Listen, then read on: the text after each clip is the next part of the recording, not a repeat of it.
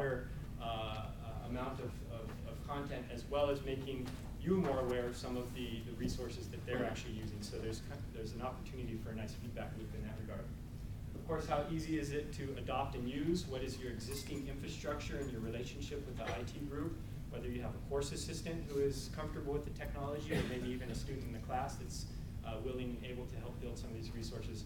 I really encourage you, none of this can happen just as an individual kind of building the technology. It's really a support structure that's necessary there. And kind of understanding some of those different roles is quite important. What is the class size? So obviously some technologies that are appropriate for a class of 10 students is not quite appropriate for a class of 100 or more students. So that's an important consideration.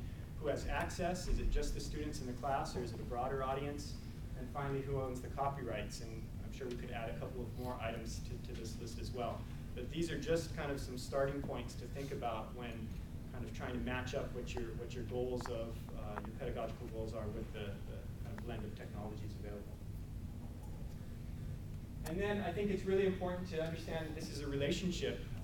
Any of these technologies, as an instructor, kind of defining what technologies are going to be used, but then understanding the technology itself. And it may not be that you're the expert, but you actually leverage an IT staff that your group has access to, or a course assistant, maybe somebody else from the community, maybe even a consultant. And then, of course, understanding the students. I think it's oftentimes that we kind of forget about what their experience is, and I think it's really important to establish a feedback loop of understanding what's been successful and what hasn't from the student perspective. The example that I want to touch on is a resource that we developed at Stanford Technology Ventures program. How many of you are aware of eCorner? Okay, so that's great.